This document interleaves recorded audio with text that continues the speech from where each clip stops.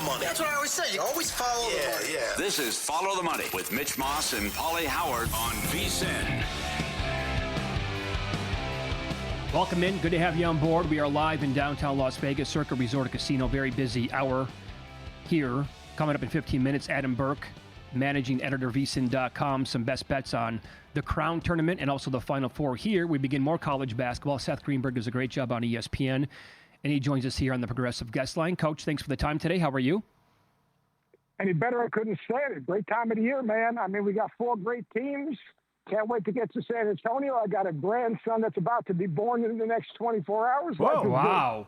Congratulations on that. That is awesome news. So not a lot of drama, not a lot of great games overall, but in the end here, because we get the 4 number 1 seeds overall, you think it's going to be worth it? Oh, it's great.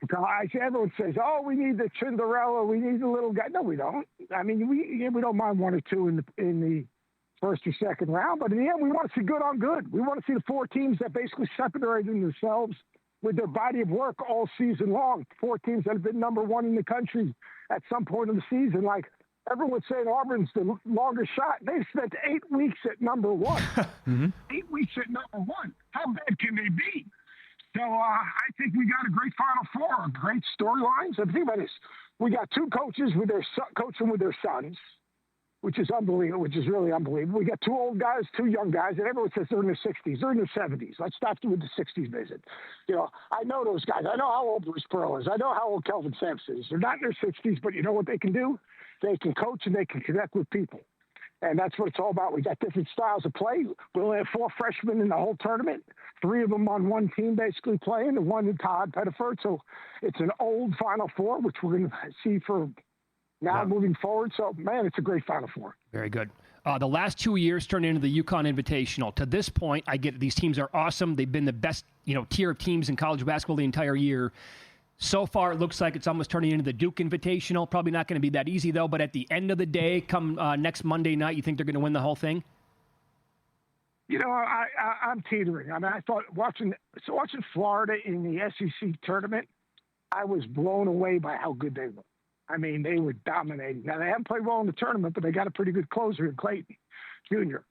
Then, you look at Houston and how they dismantled. I mean, that was like a guarantee game against Tennessee. Tennessee got $125,000 to go to, to play at Houston. I mean, that was defensively, it was just my mind. Now, the game before, Purdue did a great job of handling the blitzes and the monsters and the low block, and Braden Smith had like 100 assists, and they handled it well. But I don't know. Look, I can build a case for any of these 4 teams to win. And it's really going to come down to who's going to play 2 days, 80 minutes, 85 minutes, whatever it's going to take to be consistent. Yeah, Duke, greatest margin in error because they're most complete offensively and defensively. Florida's not far behind in terms of efficiencies. Mm-hmm. But Duke, their length, they're going to have to deal with. You can talk all you want about Houston, their toughness. You can talk all you want about Houston and their relentlessness on the glass. You can talk all you want about Houston, shooting 41% from the 3-point line.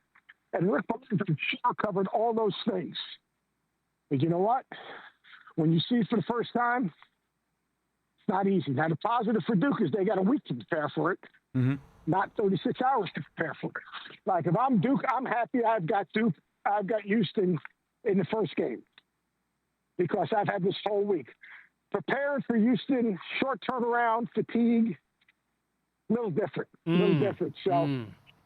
So at Duke with 4 days to prepare, mentally, emotionally, get healthy, they'll probably win that game. I don't know what the line is. I don't really study it until you 5. Yeah, and 5. And what's the over under? 136. Yeah, it's going to be a low score. It's going to be a low-scoring game because what happens, even if Duke is winning, you saw what happened the other night. Even with Duke winning, what did they do at the end of that Alabama game? They lengthened those. They shortened the game. Yes. I thought, even though they won, I thought they lost a little bit of their force. So that one turnover where Cooper threw it to Kneppel and Kneppel went right through his legs, they got pushed out a little bit. That's my one concern about Duke. Think about the first half of the game against North Carolina. And then the second half of the game against North Carolina, in the ACC tournament. Like, when teams have got really up and underneath them and said, you know what, we're going to pressure you and be physical with you, they have not been as good. Now, look, Houston's not going to get stretched out. That's just not how they guard. It's one step over the three-point line, and they're basically going to build a wall right there. That's what they did to Tennessee. They absolutely built a wall, took away penetration, contested every three, and then came back and rebounded the ball. So I think that's going. This game is going to be a lot closer than people think. Okay. I just think the physicality of Houston, but I still think Duke will win the game because I think Duke, with that long a period of time to prepare, I think they can kind of almost brainwash their guys to get them to understand what's in front of them. How about the location, being close to home and the experience where Sampson's been in the Final Four before? Yeah, but John Sharp's won the national championship as a coach and as a player. But being in San Antonio, think about those guys are basically on the road for both of their first and second, third, leading up to them. I mean, playing in Indianapolis, against Purdue is like a pure road game. So, yeah, I think it's an advantage. I mean, John Sharp's done a masterful job. He's not Coach K. He's John Sharp. This is John Sharp's program. Make no mistake about it. This is not Coach K. Coach K is the matriarch of Duke basketball. He's the architect of Duke basketball. But this program, 100%, is John Sharp's program in his own image. Taking some of the things from Coach K, but basically managing this program in his own personality. John won't take a step back to anyone in terms of preparation and execution.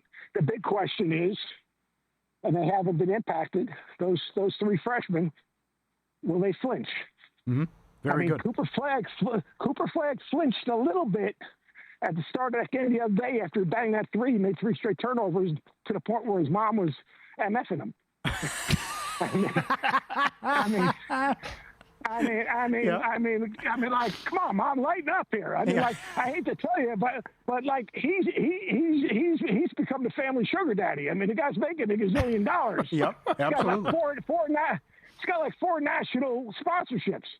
All right, he made a couple turnovers. He also had 16 and 9 and 3 assists. Mom, lighten up a little bit. Yeah, very good. Coach Seth Greenberg, our guest, ESPN college basketball analyst. Sorry, they were on First Take today. Excellent job. How about the other game? I'm with you. I was so impressed with Florida in the SEC tournament, and then they had the couple close calls. So you have Florida off the close call against Texas Tech, and then the Broome injury. How do you see that game? Broome's fine. They would have put him back in the game if they were worried. He'll be fine. I mean, that's going to be interesting. In the first game, Auburn didn't guard anyone. I mean, they played at Auburn, and they had no sense of purpose defensively. They gave up threes, 13 made threes, almost 40%. I think they shot just under 60 from the 2. They didn't stop the ball. They didn't rebound the ball. They didn't play with a purpose. And that's what happens at Auburn. Every once in a while, they lose their focus. You think they got them? Like I was talking about Chad Baker-Mazar. He's the guy that stirs the drink. They got to play through Broome. Can't forget about him. Started again against Michigan State. They go boom, boom, boom. Broome gets 6 points. Then they forget about it. Can't do that. Mm-hmm. But Baker-Mazar, when he straddles the line, and this is my analogy, when he straddles the line, he's really good. When he goes across the line, he gets thrown out. When he stands behind the line, he's a non-factor. And Bruce has got to keep him in that good spot. And look, they're functionally dysfunctional. They kind of the way they carry themselves. They're best when it's a little chaotic, and that they have a little of that edge. If you know what I mean. So I like Auburn in this game as much as I like Walter Clayton, as much as I'm so impressed with Todd Golden and their depth. I'm more concerned with Condon than I am Broome. Because Condon in that game against Texas Tech, he didn't play with a force around the basket. Nope. He was tentative on all his stuff around the basket going up against those big physical bodies. He did not look sharp. Now, is he going to be better a week later with treatment? But he definitely wasn't as instinctive as he had been playing. Now, on the other hand, Houck was ridiculous. Yes, he was. I mean, Come on. I mean, that catch and rip to the rim, dunk into those 2 threes. And then they got Mariano Rivera. Yes, they do. I mean, like, that dude is fearless. He never changes his expression. Yeah.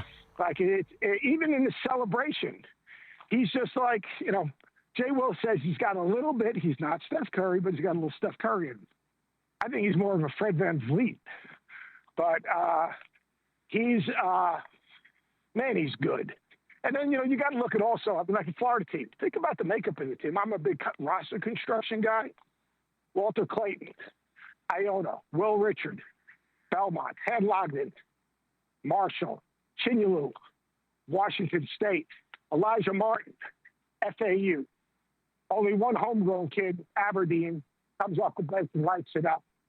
I mean, they're an impressive team. Yeah. Really impressive team. All right. Pleasure talking to you, sir. We appreciate the time. Enjoy the games this weekend. Hey, it'll be great. Thanks for having me, guys. No, Thanks, Coach. there you go. Seth Greenberg on the Progressive Guest Line, ESPN's college basketball coverage. He was also great today on First Take about the Willard story, which we're in out of time, but just saying, hey, if your AD leaves and you don't get along with the new guy or you're concerned, it's out the door you go. Mm-hmm. And that's what Willard did. The timing, I know, and Jay Billis on tomorrow, but how that played out and getting booed by his own fans walking to the team bus. The biggest problem was how he played it out in the media. Sure, yeah. Right. And then a day later takes the Villanova job. Yeah. Adam Burke on the program next, VSiN.com, managing editor, his thoughts, Final Four, and the Crown Basketball Tournament. 3 more games coming up today, a bunch tomorrow, his bets and futures that he likes here on Follow the Money.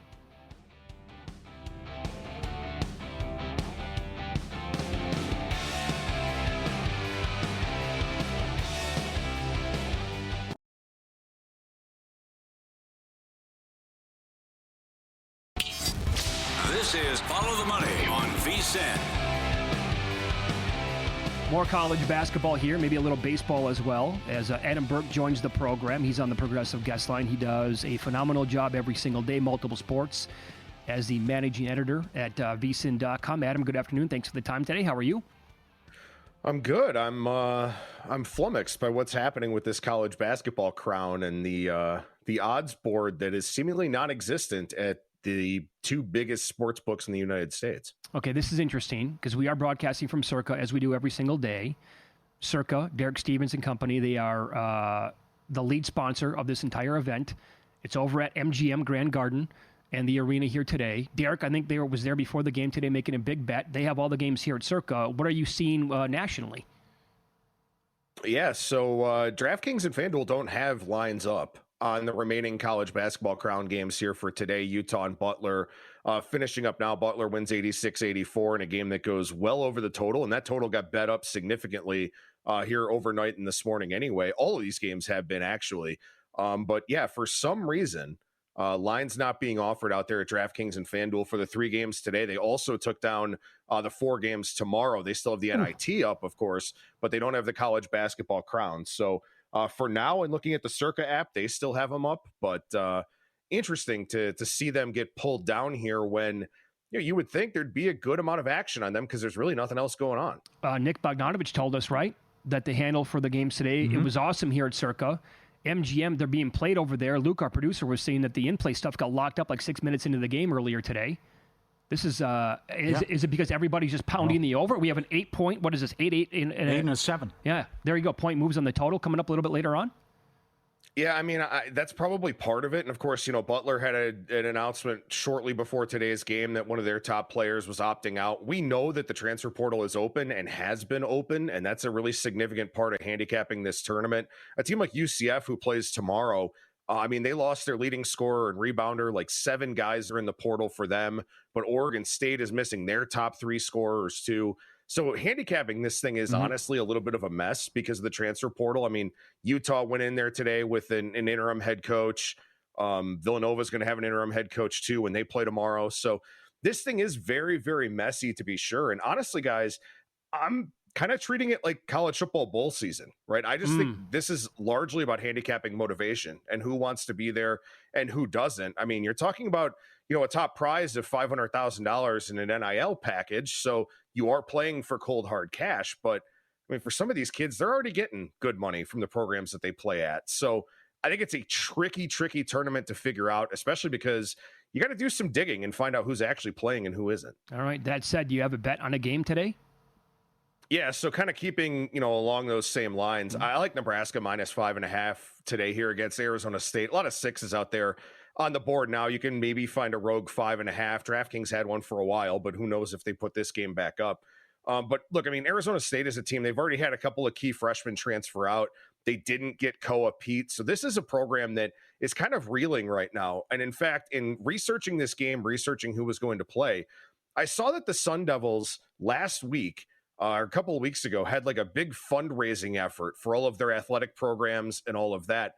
In terms of donations to sports programs, basketball ranked 16th at the university in terms of people donating to the program. So the vibes are not high in Tempe for Bobby Hurley's program. I think Nebraska wants to play in this tournament. Obviously, the regular season did not end the way that they wanted it to. They were kind of a bubble-ish type of team. Then, of course, they just collapsed at the end. I read a lot of things, where Fred Hoiberg asked his players, do we want to be in this? And they unequivocally said, yes, we want to play. So I think that's a team that's going to be much more motivated than Arizona State. So I went ahead and laid the 5.5 with them earlier. Yeah, that is excellent knowledge right there. What about futures here? You bet a couple of different teams to win the crown. Yeah, so I think Boise State has a pretty good draw here, right? I mean, they're about to tip in about 10 minutes here against George Washington, a George Washington team that has some transfer concerns as well. Boise State pretty much has their roster intact going into this tournament. I like the draw that they have as you look further down the bracket as things kind of play out here. Also, like I said, I mean, I think motivation matters, right? If you play at a program where you're going to get paid anyway, maybe you're not as excited. Maybe you're using this trip to Vegas to kind of have fun, right? I mean, it's the best place in the country to be if you're over 21. So, I just think at Boise State, with some of their senior leadership, the guys that said they wanted to play, and with the draw that they have, I also think they're probably the best team in this tournament on paper. So I think they'll be able to hold up, especially as a program that comes to Vegas every year for a regular season game and for the Mountain West tournament. I don't think the distractions will bother them. Okay.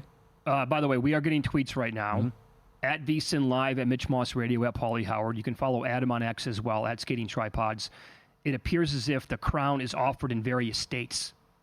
So we're seeing it offered maybe in Iowa at FanDuel, and looks like maybe DK is offering it in Pennsylvania.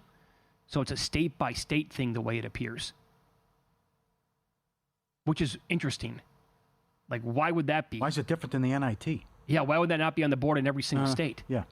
I mean, maybe because of the format and the prize for this tournament, maybe the legislative bodies, the gaming commissions or whatever in these particular states, because this is a tournament where they're playing for money, does it sort of impact the fact that this is supposed to be, an amateur sporting event? All right.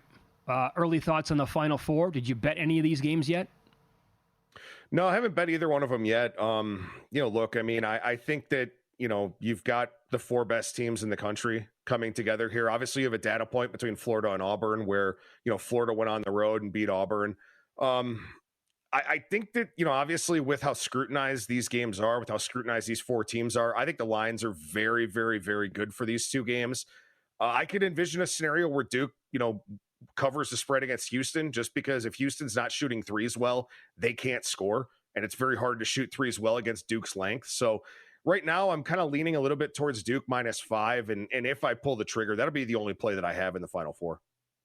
Okay. What do you have for baseball today?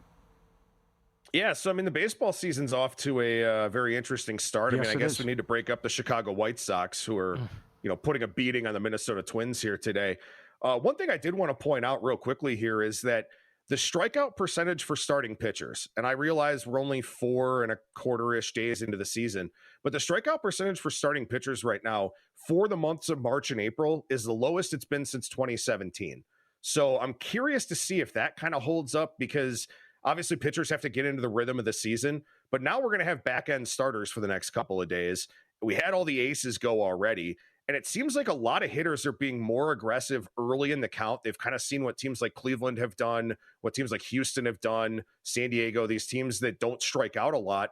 They're very aggressive early in counts. And I wonder if that's something we're going to see now, because it's just so damn hard to hit with two strikes nowadays. So This is something I'm going to watch. The strikeout percentage right now for starting pitchers, 21.3% going into today's games, 20.7% back in 2017. So that's something that merits watching here, especially if you're somebody who plays, starting pitcher strikeout props, outs recorded props, stuff like that. Because I think we're seeing guys work deeper into games with 80, 90 pitches than I feel like I remember in previous, starts to the season. Yeah, that's exactly my feeling too after the first, 3.5 days of the season, or 4 days like you called it. So having said what you just did, is there a number in a starting pitcher tonight that kind of jumped off the page to you that you wanted to bet under on? Yeah, so the Cubs take on the A's here tonight. Ben Brown and Joey Estes in this one. And, it's going to be really interesting to see what happens with Athletics games here early on in the season, because they're playing in Sacramento now. It's not going to be the pitcher's haven that it was at the Oakland Coliseum. That being said, it is going to be chilly tonight in Sacramento, so maybe it is a good night to pitch. We'll have to wait and see. But Joey Estes is a pitch-to-contact type of guy. He gets a lot of weak aerial contact. The Cubs were a team last season that was in the top 10 in terms of chase rate, one of the 10 lowest swing percentages as well. I don't think that they're going to strike out a whole lot here tonight against Estes. I took under 3.5 at plus 120 for his strikeout prop. I think they're going to want to put balls in play. They should have the opportunity to do that against a guy who throws a lot of strikes, doesn't issue a lot of walks. And also, again, I think mentally playing in Sacramento instead of playing in Oakland, you don't feel as defeated as a hitter as you do at the Coliseum with all that foul territory and the ball not carrying, all of that. So I think we see a more aggressive Cubs lineup here tonight, and under 3.5 strikeouts for Estes is my favorite player prop this evening. Very cool. You can read more of Adam's picks for tonight at VSiN.com. Become a pro subscriber today, VSiN.com/subscribe. He does a great job along with all the other writers every single day on the website. I highly suggest you go check it out. The analysis is awesome. Picks coming through helps as well. Adam, thanks for the time today. We appreciate that. Absolutely, guys. Have a good one. You too. Just heard from Nick Bogdanovich. He says it's gaming. Illinois made us take it down, and New Jersey maybe as well. Okay. There you go. State-by-state case. All right. Heard from the good doctor today. Dr. John coming out, chilling with us. NFL Draft, the ultimate follow the money experience. The biggest cabana you can get. Your big boy. Owner's box holds 20 people. Your own server, your own bartender. The kiosk off to the right. The blackjack tables. Shots.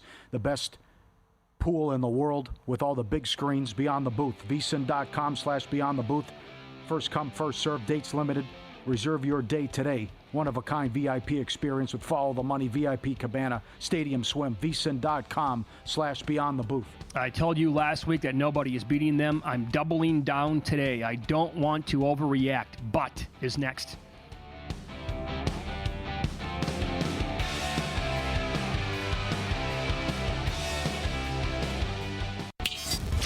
This is Follow the Money on VSiN. Welcome back. It is Follow the Money on VSiN, the Sports Betting Network, in 15 minutes. Early thoughts, breakdowns of the Final Four, projections, what they're calling for on both the games coming up on Saturday. Here we go. Time now for I don't want to overreact, but...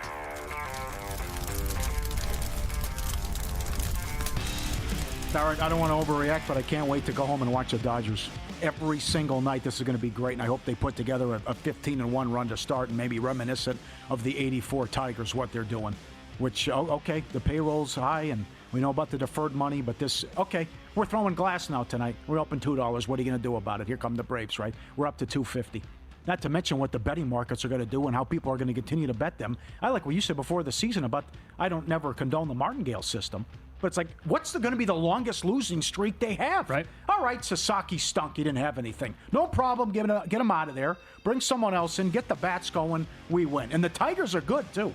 So the other night when I went to extra innings against the Tigers, and they had a 1-run lead, and the Dodgers already scored, nobody out. They're down, I think, 5-4 in extra innings. They were plus 196 to come back and win. In extra innings of the guy on second. Oh, wow. You have to pay attention to this. You need the Dodgers to fall behind, especially late. It's clearly never over with this team. Yep. Not to mention what it's like in that stadium and the sellouts and how people can't wait to see this product as well. I don't want to overreact, but if they ban the tush push, this sets a dangerous precedent, and it'd be a huge mistake. You get out of here with the player safety. Okay, number one, don't be jealous of the Eagles. Or also, it's also refreshing to say, hey, I want to see a team go for it from their own 30 and pick it up no problem, and what the Ravens were doing with Andrews. But number one, it worked in Philly because of Kelsey. And number two, Hurts squats 500 pounds. That's the other thing. How many quarterbacks are walking around that can do that? And shame on the Green Bay Packers. That's ridiculous. They're making a big mistake if they ban that. And according to reports, when they vote on this, it has the support. There are people who are with the Packers that they could ban the tush push. I don't want to overreact, but the Red Sox are in trouble. They lost again today. Devers is now 0 for 19 with 15 strikeouts on the season. I love this team coming into the season. With 3 more strikeouts. Put the ball in play. Is he that bothered by the Bregman signing? I don't know. What is it, though? 0 for 19 with 15 Ks. That's Devers so far. 15 strikeouts? Not great, Johnny. Oh, man. And not so much from the on-field product, but I'm done with the Pirates and the Orioles. You said it last week. You asked me, did they miss their chance? Absolutely they did. Well, they won again today. Game went over. Oh, they beat the Red Sox. Oh, that's a good call. Every game's gone over, right? Orioles? Oh, yeah. Flying over for the Orioles. Here's where I'm at, though. Are you serious with this pitching staff? You can't. You have this much offensive talent, all these young stars. Could have had Snell. Nope. Got Burns. Let him walk. Your answer, 41-year-old Charlie Morton? Mm-hmm. I mean, the stuff they're putting out there now for starting pitchers, they're going to waste this again. And it's just going to be, okay, well, we'll be a second or third place team, maybe make the playoffs, and then the Pirates lose 3 out of 4 to the god-awful Marlins, and again, the bullpen spits it up again. It's like you get excited, you have Skeens, you have this rotation, you get the bad news with Jones, they can't hit, or you're concerned about the offense, and then that happens again as well. Ridiculous. Come on, Pittsburgh, do a better job. The other one, I don't want to overreact, but from now on, college basketball, men and women, if you can't stay in the coach's box, bam, technical foul. Did you see Mulkey? She's on the court. The ball almost hit her in the foot. I did. I watched. That was on the screen, but I did not pay attention to it that much, so I missed it. No. Ridiculous. And it's not just her. It goes on. Oh, I mean, Hurley and Calipari and a bunch of these other guys. Yeah, right. That's another good one, right? It reminds me of when in the NBA, the guys used to come off the bench and yell at the guy shooting the corner 3. It's like, this is wrong. It's egregious. Fix it. One stop. Damn. You get a technical if you do it. And they'll save the best for last is how I see it. I don't want to overreact. I think college basketball is in a bad place. In light of the portal and what happened, Will Wade takes the NC State job before the game, how Willard handled it and how it played out, right? His own fan base booing him, walking to the bus before a Sweet 16 game, then takes the Villanova job. The San Diego coach took the New Mexico job. You have one good year, you're gone. And then New Mexico Mountain West Player of the Year then transferred and went to UCLA. This is going to happen year after year after year. And even the big guy for San Diego State hit the portal. If you're good and you're on a mid-major on one of these programs, number one, the coach is gone. And then the player, the top star, is going to transfer out year after year after year. Here's what we need to do. You get to transfer once. That's it. You're not transferring after that. You're not going to become a mercenary. That. You're not going to pick a new spot every 4 years. One time. And you're done. So, what if we get all 4 number 1 seeds again next year? Well, I just hate that these guys are getting ready for a tournament game and they're talking and interviewing. Who told us that? Was it Fran Frasil or something? Anyways, the timing is absolutely... They're interviewing for other jobs. Yeah. On Zoom or whatever it is. How can the NCAA not fix this? That or the timing with the portal? Yes. You can't have this going on. I left out Lucas, too. Yep. The assistant for Duke left before the season was over to take the Miami job. I don't want to overreact, but nobody's beating that team. Nobody's beating Duke. Scary. What they did to Alabama, and again, Alabama is like awesome on offense, and they got tons of length, super athletic. They're skilled all over the place. Duke had an answer for them with every single matchup that they threw out there. It was astonishing how long they are. It's like, okay, well, you guys think that you're going to thrive in this area? Today against us, you're not going to. And then they are just so efficient on offense, like shooting 60% in that game, to do what they did to Alabama, to what they've done so far in the tournament. Clearly, the weakest ACC we've ever seen, not impacting this team. And I hate to say it, but nobody's going to beat them. I don't want to overreact. This is not an overreaction. I've been saying this for as long as I can remember. We need to stop playing basketball games in football stadiums. I like it. It makes no sense. Yep. The games, I don't know if yesterday had anything to do with Tennessee's bad performance or not. Again, I've been to one Final Four in my life. It was the one where all 4 number seeds, 1 seeds made it before this year. The Alamo Dome in San Antonio, where it is again this year in San Antonio. I wanted to leave 10 minutes in. The sight lines are, you're wasting your time. Good job, people who pointed that out, too. All 3 games went under, I believe. In last year? Or No. I think it did, yeah. Yeah, in Indy, yeah. Got the funky setup where you're down low, right? Yep. The fans? Okay. I don't want to overreact, but again, I'll bring up that Final Four. All the chalk does not guarantee a great Final Four. 2008, Kansas blew the doors off North Carolina. Billy Packer on national TV. This game is over. Nance had to grab his leg. Don't say that. Yep. The other game, Memphis, UCLA had nothing for Memphis in that game. I hope that it's not the case. I want great theater coming up on Saturday and some good games. I don't want to overreact, but in the moment yesterday, I thought Broome was absolutely finished. That's what he told his teammates. He said, I'm done. I'm done. And then when they kept showing the replay, and by the way, he just checked into the game. He just checked into the game right before that happened. He was unstoppable throughout the entire game before that. He goes down. It looks like he hyperextends his knee, falls down on his right arm. That looks to be hyperextended and a wrist issue. So it looked like 2 injuries at once. But I think Seth Greenberg's right. If they trotted him out there again yesterday, he's going to be okay to play. Maybe the right arm's affected, but that's not a shooting hand, which is a good thing, I guess. I don't want to overreact. If legal, and we believe they are, baseball better not ban torpedo bats. Can't do it. You said this earlier. A Twins player brought up, pitchers are adding something different every single year. New pitches we've never seen before. Yet we've had the same sticks for 150 years. Yep.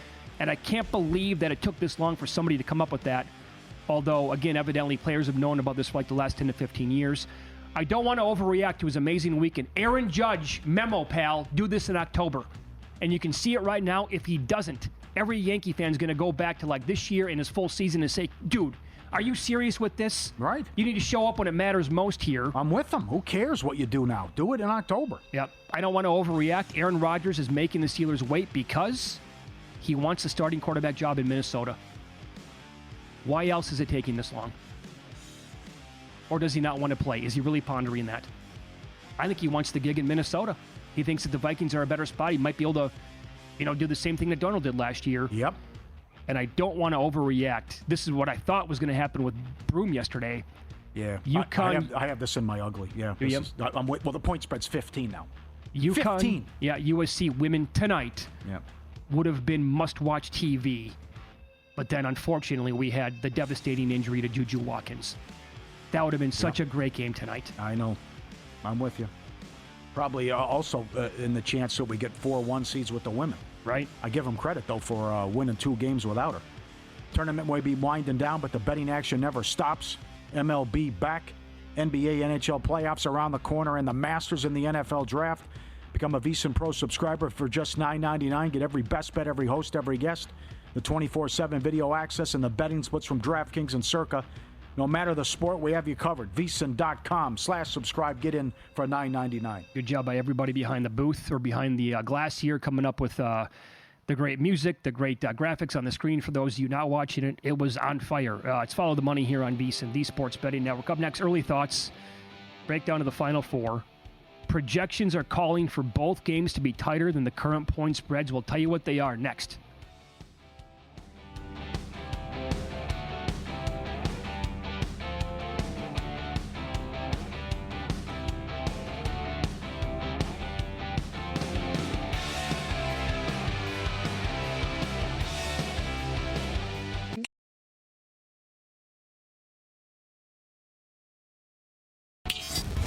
This is Follow the Money on VSiN.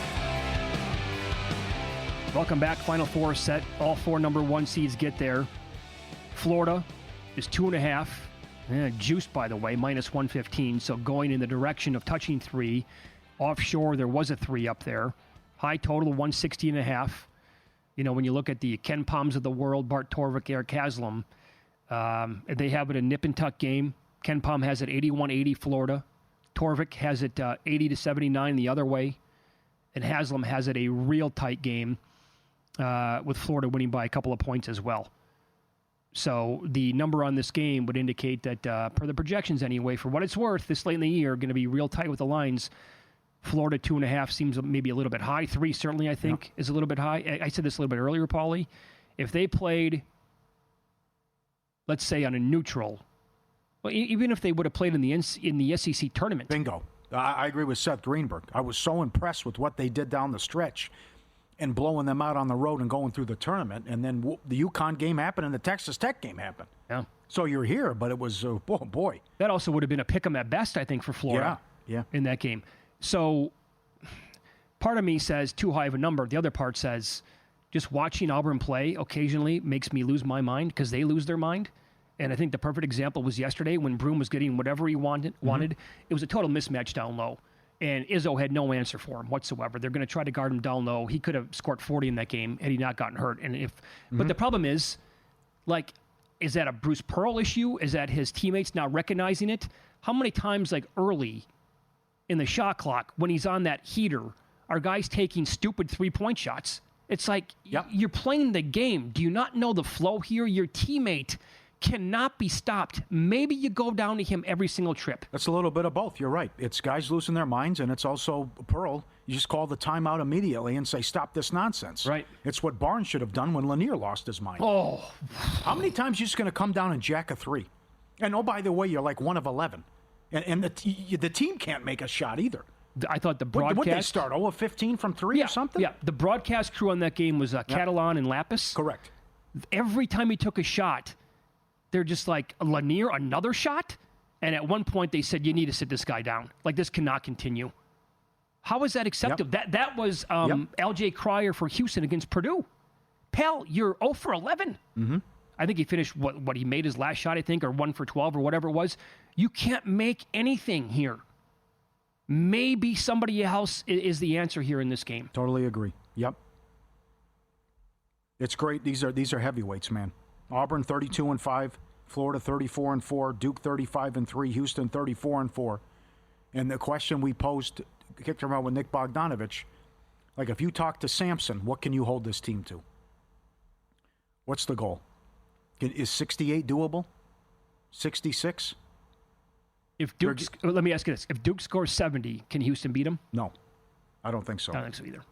So they're allowing 56 points per game in the tournament, and they were number 1 in regular season. It's number 1 defense against the number 1 offense.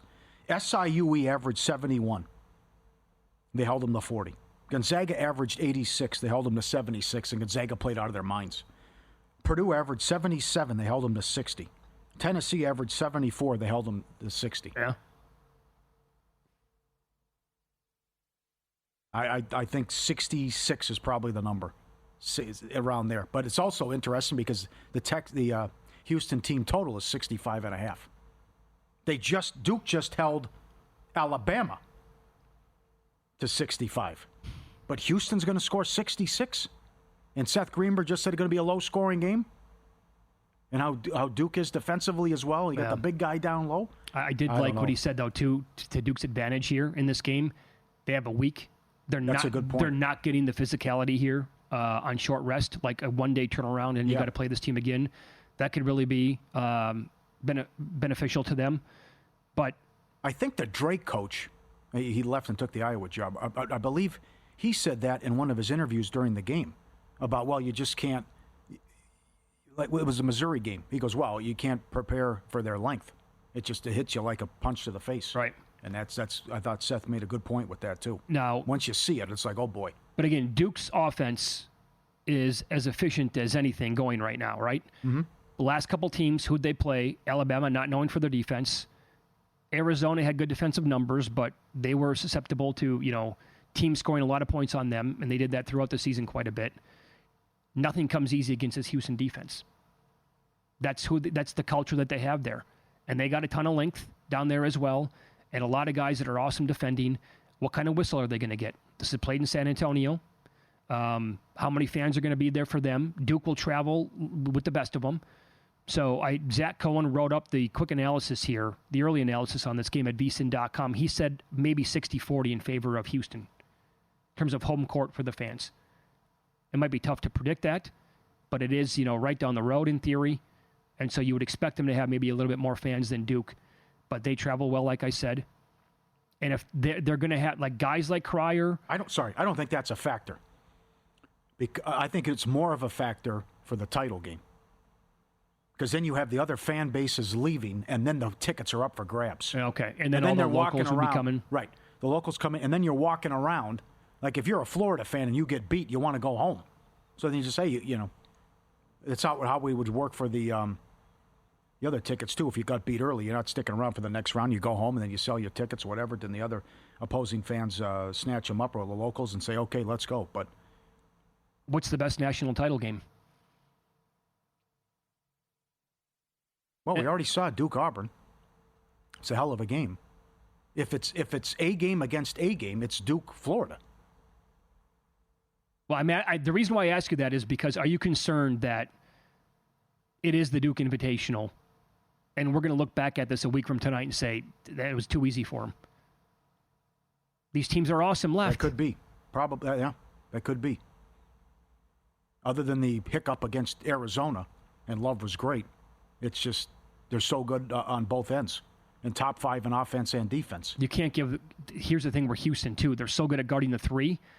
Maybe there's a spot here where guys like Proctor, Knaple, they're not getting open looks, right? Because they had plenty of open looks against Alabama. Yeah, and that stuff's going to go in. Yeah, but it's also who how many teams would have done what Houston did to go 22-1 against Big 12 opponents? That's ridiculous. I know. And the one loss was by a point.